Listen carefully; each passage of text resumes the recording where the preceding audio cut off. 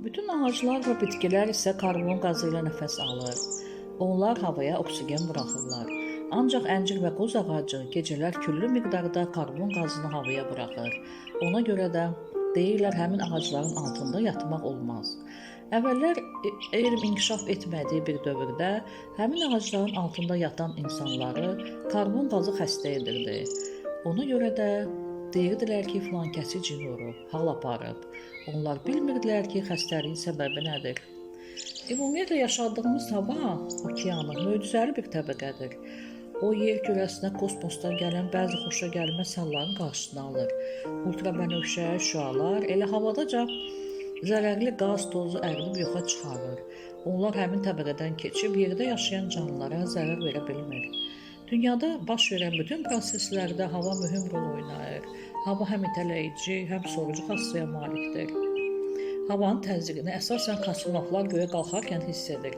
Raket çox sürətlə qalxdığından onların üzərinə havanın təzyiqi düşür. Bu o qədər güclü olur ki, həmin insanlar çox sağlam olmasalar ona dözə bilməzlər. Raket yuxarıya qalxarkən onların üzü dodağı aşağıya doğru sallanır. Həmçinin ürəyə və bütün orqanlara güclü təzyiq təsir edir. Həmçinin maşın porşenlərində də hava sıxıcı və dartıcı rolu oynayır. Porşen hərəkətə gəlir və s. Dünyadakı okeanlar da yüksək təzyiqə məruz qaldığı üçün axıb tökülmür. Həmçinin burada cazibə qanunun da rol oynamasını qeyd etməliyik. İnsanlar qədimdə hava balonları ilə, yəni şarları ilə uçurdular.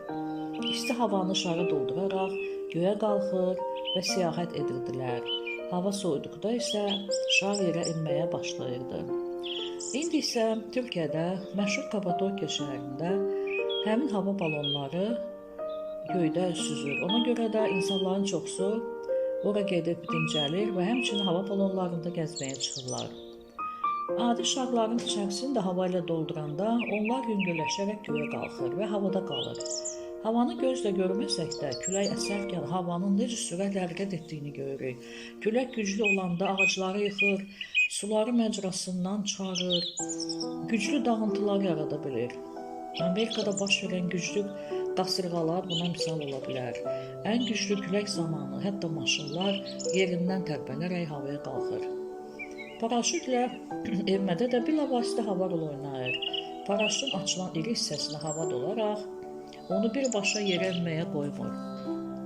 Planetimizin hər yerində havanın temperaturu da sabit deyildir. Məsələn, şimal və cənub qütblərində gün düşməyən daimi buzlaqlar olduğundan orada 100 dərəcə şaxta olur. Həmişə soyuq hava kütlələri orada hərəkət edir.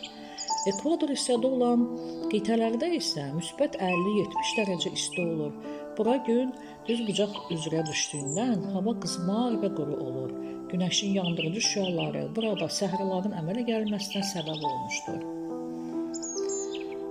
Quşlar da göydə havada süzürlər, qanad çalırlar. Onların qanadlarının altına dolan hava onları göydə saxlayır. Hava olmasaydı təyyarələr də uça bilməzdi. Çünki təyyarələr güclü hava sorucu və itələyici qüvvələrə malik olan mexanizmlərlə işləyir.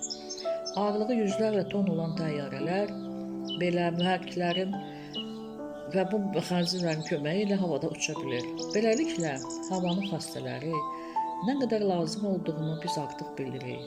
Havasız heç bir canlı yaşaya bilməzdi.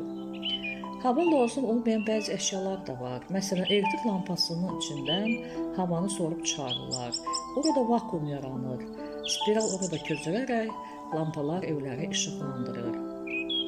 Beləliklə, hava haqqında bəzi məlumatları öyrəndik. Sağ olun.